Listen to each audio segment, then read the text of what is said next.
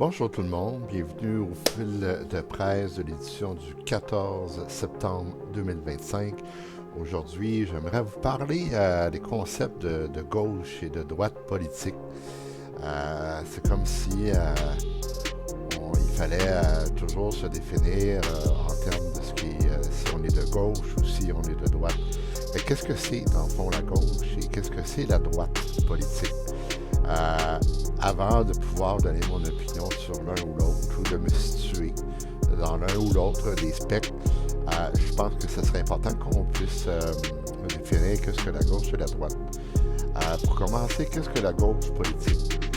Lorsqu'on parle généralement de la gauche politique, c'est associé à des valeurs progressistes, donc le progrès et une volonté en fait de réformer la société pour la rendre plus égalitaire. Donc, on parle ici de rendre la société égalitaire. C'est la société qu'on parle.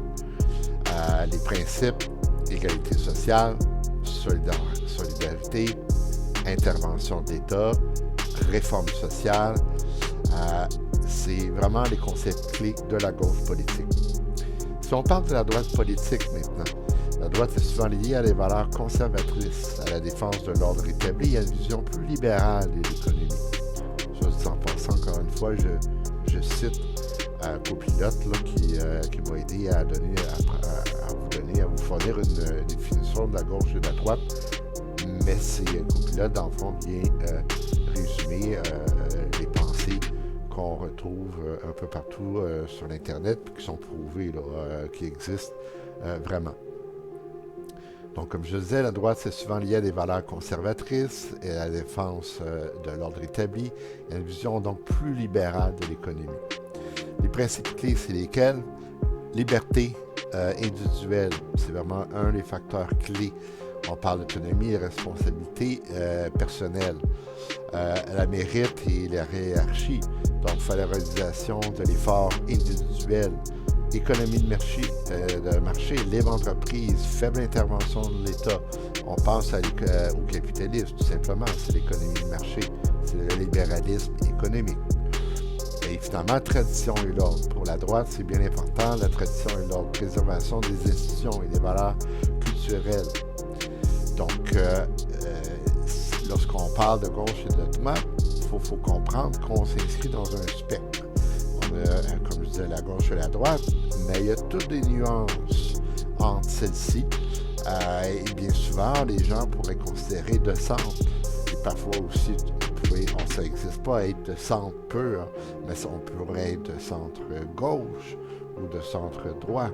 Donc, ou simplement avoir une réflexion qui s'arrime à gauche au niveau du progrès, mais qu'au niveau économique, on est davantage de droite. Par exemple, moi, je me considère comme un social-démocrate. Moi, je suis pour le progrès, mais au niveau économique, je suis plus pour moins d'intervention de l'État, donc, que l'économie se régularise par elle-même. Même si des fois, l'État a besoin d'intervenir dans l'économie aussi, parfois. Donc, c'est mes idées. Alors, le centre politique, c'est quoi? Dans le fond, comme je disais, par exemple, pourrait accepter l'économie de marché, mais avec des règlements. Et on verra dans l'histoire qu'en réalité, si on recule à la Grande Dépression de 1929, on pouvait observer le capitalisme à l'état pur. L'économie de marché, on donnait la liberté aux gens de créer des richesses, de créer des entreprises, mais il n'y avait pas de règles pour le côté plus mesquin de l'économie de marché. Donc au niveau des lois, des règles, le souci d'égalité, de socialisation, donc donner des règles pour que l'économie puisse faire moins de victimes, mais qui ait plus un visage humain. Donc, accepter l'économie de marché, mais avec régulation, donc des règlements qui ont encore l'économie de marché. Ensuite, favoriser les libertés individuelles, mais tout en soutenant la solidarité sociale.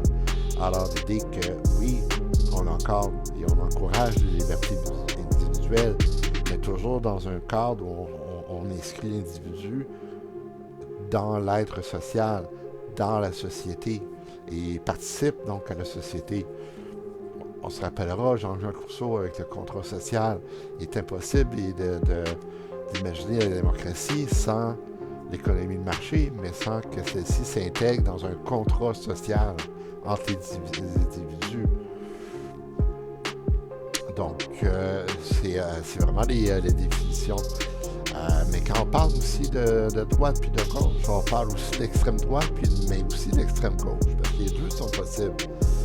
Les extrêmes ils refusent souvent les nuances. Donc, comme je disais, on parlait de tout le spectre sur lequel on peut se retrouver entre la gauche et la droite. On peut être de centre, centre-gauche, centre-droit. Mais les extrêmes refusent les compromis. Ils sont à l'extrême, soit de droite ou soit de gauche. Donc, mais dans une démocratie, c'est important d'accepter les compromis.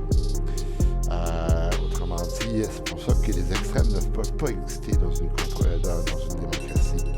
Autre chose, ça peut bloquer le dialogue. Dans les extrêmes, il n'y a pas de discussion possible. Donc, si on parle de tendance autoritaire, voyez-vous, l'extrême droite peut glisser vers le nationalisme radical, la xénophobie, l'autoritarisme. L'extrême droite, on peut souvent mettre comme exemple le fascisme hitlérien ou mussolinien dans une certaine époque. L'extrême gauche peut promouvoir des révolutions ou des régimes centralisés qui limitent les libertés individuelles. Donc, le meilleur exemple, c'est les régimes de style stalinien, le communisme, où c'est vraiment l'État qui avait un total contrôle sur les individus. Donc, il n'y avait pas de liberté individuelle, c'est la société qui contrôlait tout. Et finalement, les extrêmes peuvent provoquer des tensions, des manifestations violentes ou des ruptures. L'histoire montre que les régimes sont issus d'extrêmes, donc que ce soit le fascisme, le stalinisme, etc. Et d'ailleurs, j'ai parlé de la Grande Dépression de 1929 qui a fait en sorte que le libéralisme économique, le capitalisme a fait des victimes. Et donc, peu à peu, après l'après-guerre, les chercheurs aux États-Unis, les gens aux États-Unis ont considéré que c'était important de faire une série de réformes, ce qu'on a appelé la période du New Deal. Donc, c'est une série de réformes économiques et sociales qui a été mise en œuvre par le président de l'époque, donc Franklin Delano Roosevelt, pour répondre donc à la Grande Dépression. L'objectif du New Deal, c'était d'abord relancer l'économie par des investissements publics, réformer le système financier et soutenir les plus démunis par des programmes sociaux. Donc, il faut comprendre, quand on parle de gauche et de droite, la droite, c'est une bonne chose pour l'économie de marché, mais les idées de gauche sont là pour tempérer aussi, puis dire, la droite, à travers le capitalisme, peut faire des victimes, mais les idées et les programmes sociaux sont là pour tempérer le capitalisme et ses effets. Donc, l'impact a été durable, puis évidemment, ça a donné des défis, parce que partout en Amérique du Nord et partout dans le monde, les idées du New Deal, le fait que, dorénavant, le capitalisme avait un visage humain, a fait en sorte que les gens n'étaient pas démunis. L'autre chose qu'on peut dire, est-ce que l'intervention, on pourrait se poser la question, est-ce que l'intervention de l'État est nécessaire dans une démocratie ou on pourrait s'en passer? La droite a tendance à dire que faudrait qu'il y ait le moins d'intervention de l'État possible dans une démocratie, sauf que, justement, le rôle de l'État, il est quand même fondamental. Donc, la démocratie repose justement par le principe du gouvernement du peuple, par le peuple, pour le peuple. Donc, l'État en voulant intervenir, agit au nom du peuple. C'est ce qu'on appelle la démocratie. Donc, en somme, il doit intervenir. On n'y peut rien. Donc, l'État, il est là pour quoi? Organiser les élections, faire respecter les lois, protéger les droits et la liberté et assurer la justice pour tous.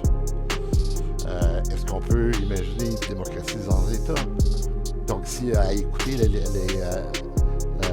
la droite, c'est comme si on faudrait qu'on ait une démocratie sans que l'État intervienne. Donc, ça n'existe pas, parce que ça voudra dire qu'on est rendu dans une anarchie. Donc, c'est pas souhaitable. Donc, si on résume ça, ça veut dire que l'État en démocratie, c'est pas un obstacle à la liberté. Il en est le garant, justement. C'est lui qui fait en sorte que la liberté dans l'individu existe, puis qui s'inscrit dans un effort, dans un cadre social. Donc, par contre, ce qui pourrait être débattu, c'est le degré d'intervention de l'État dans la vie des individus. C'est pas tellement que l'État intervient, c'est jusqu'à quel point qu'il intervient. Est-ce qu'on veut que l'État intervienne le plus minimalement possible? On parlera alors ici d'un État libéral. Au contraire, qui intervienne vraiment énormément dans la vie des gens. À ce moment-là, on appellerait ça un État-providence. Donc, qu'est-ce que l'État libéral? L'État libéral repose sur une philosophie politique qui favorise la liberté individuelle, la responsabilité personnelle et le marché libre, donc le libre marché. À ce moment-là, l'État intervient le moins possible. Ça permet au mécanisme du marché de régler l'offre et la demande. On met l'accent plus sur la responsabilité individuelle. Par contre, la protection sociale, elle est limitée. Alors, il n'y a pas d'intervention de l'État. Qu'est-ce qu'un État-providence? Par contre, là, c'est le contraire.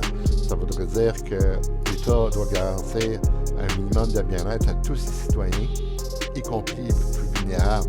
Donc, c'est pour ça qu'il y a des mesures sociales dans la société. C'est qu'il y a des gens qui sont plus vulnérables.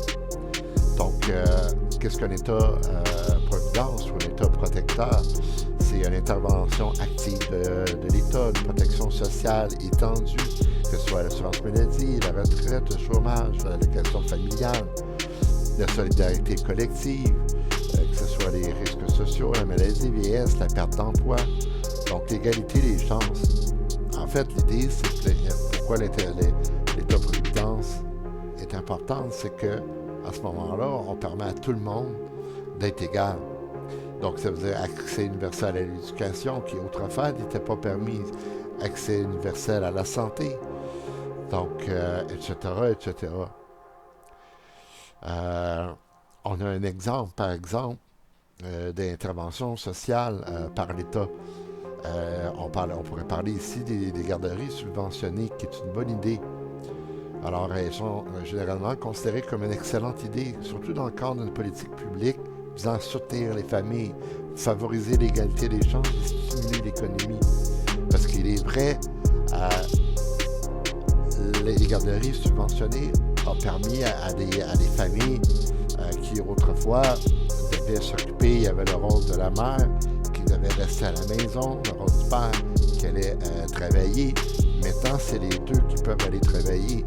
Alors, ça permet l'égalité des chances, ça permet, on dira ce qu'on voudra, mais ça fait en sorte que il y a deux revenus dorénavant, alors qu'avant, il y en avait un seul.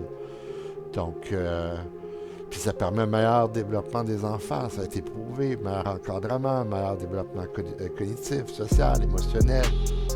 Donc, parce qu'ils participent, ils sont dans un cadre où ils sont à la garderie, tout ça. Donc, les services, ce qui fait en sorte que finalement, les services de garde sont abordables. Ils permettent à plus de parents, notamment les mères, de retourner au travail et de poursuivre les études. Donc, ça contribue, à terme, ça a contribué à l'autonomie économique et à la croissance économique en général. Donc, ça permet l'égalité des chances. Ça a été, et les garderies subventionnées, ça a été un investissement rentable pour l'État.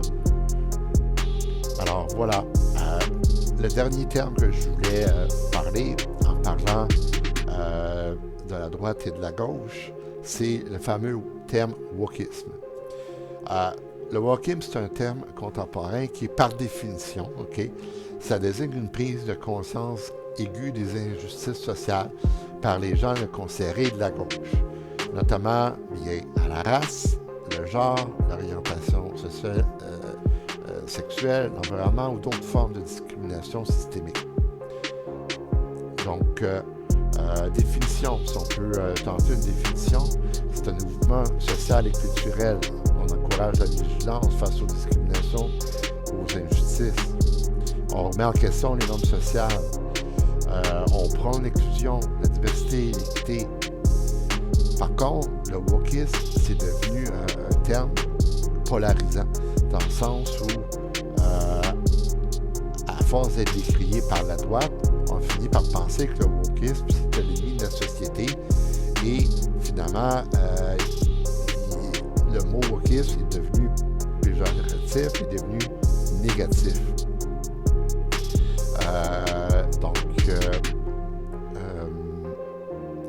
Donc, le terme wokisme est à l'origine de connotations positives, mais est devenu péjoratif, finalement. Donc, pour quelle raison que le wokisme est viré péjoratif, est devenu un terme négatif?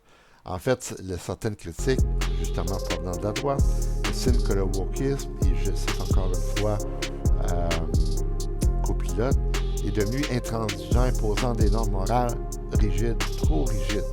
Il est accusé de censure, de politiquement correct excessif, voire même de révisionnisme culturel. Donc, par exemple, on l'a vu dans les médias, déboulonnage de statuts, réécriture d'œuvres classiques.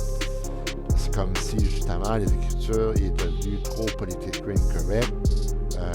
Et donc, on vient à reviser les œuvres originales dans l'image du wokisme, dans l'image de ce qui est devenu aujourd'hui. L'instrumentation politique des figures politiques, notamment à droite ou à l'extrême droite, utilisent le terme pour dénigrer les mouvements progressifs. Donc, évidemment, généralement, le wokisme, comme je le disais d'entrée de jeu, est devenu péjoratif à cause que c'est la droite qui l'a perçu comme étant trop rigide, trop d'extrême. Et donc, c'est devenu ni plus ni moins un genre d'épouvantail où à chaque fois qu'on entend que la gauche donne leur opinion et ils parlent ils parlent en mal de l'intolérance envers les Noirs, envers les homosexuels, l'orientation sexuelle, ben là, la droite dit, ben là, vous en faites trop, là, vous êtes complètement fous. Et donc, le wokisme, pour cette raison, est devenu péjoratif, est devenu négatif. Donc, voilà, c'était le résumé que je voulais vous faire sur la droite et la gauche, sur ses courants, l'État-providence, l'État libéral, le wokisme, l'extrême droite, l'extrême gauche, le communisme, le fascisme. Donc, je ne sais pas où vous vous situez. Ça serait intéressant de savoir d'où vous vous situez dans l'économie. Moi, je vous l'ai dit. Donc, je vous remercie d'avance de m'avoir écouté. Venez, s'il vous plaît, vous inviter dans ma chaîne. Donc, ça serait apprécié. Venez vous écouter nombreux. Venez partager mon opinion. Je vous remercie. Passez une bonne soirée.